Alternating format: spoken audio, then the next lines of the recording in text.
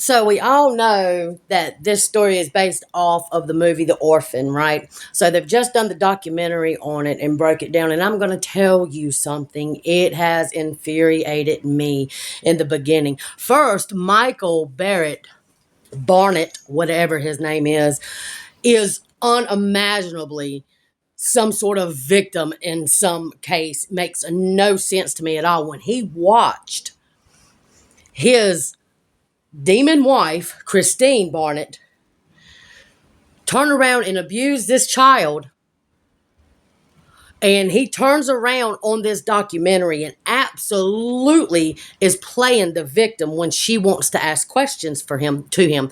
It makes no sense. During the court case, it's crazy to see the odds are in somebody's favor, and it's definitely not to the young girl. Money talked in this whole case to such a imperative fact. Oh, I can't even talk straight because I'm so livid with it. Is Kristine Barnett didn't even go to trial. They found the case not even credible. He went to trial and he walked out also. It is such a twisted story of the devil versus God. And I'm going to tell you the second half of this thing, when that preacher man comes in there and he's seen that God was irritating Michael Barnett right there, y'all've got to watch it. For him to act like a child, a victim, a child. I'm not going to hear this. I'm done. I mean, he got up whining, crying because the preacher man done irritated his spirits right there. And what's crazy is the only thing that the preacher man said, which is Natalia's father now, don't cuss in front of her. He said it very respectfully. And it irritated his lawyer, Michael Barnett's lawyer, because of course he's not of God. You know, he's not of the faith of Christianity or anything like that. He's straight about the money. You know what I mean? I don't even know why he's even around Michael at this time, because they've done won the case. So clearly he's got something to hide also. I don't know. Whoever hasn't been watching it, y'all need to watch it. It's on Max right now.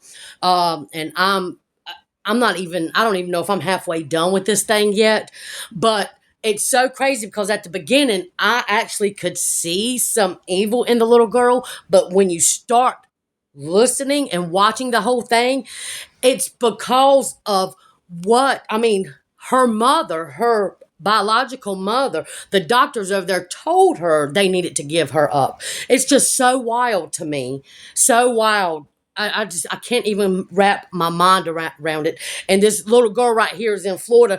They trying to make her like she was 22. It's so much evidence what age the girl was. Why are people choosing not to see that part?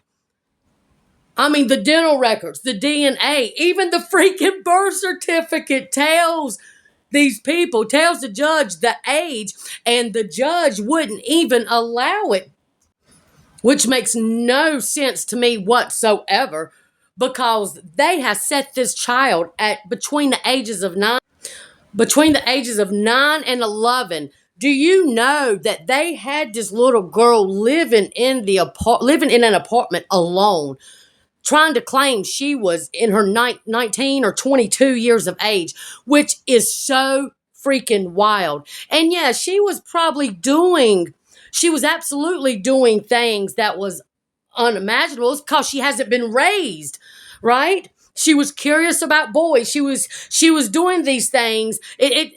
And then people are talking about her like she's some horrible person when she didn't even have a mother or a father to show her proper ways to do things. It is unreal how these people are, and it's so disgusting to me. And I tell you, I cried, and I cried. And yeah, the wife, Kristine Barnett right here, she absolutely is the master of that. But I'm going to tell you, Michael Barnett, dude, you done lost your mind to think that you're the victim in this when you watched all of this go down.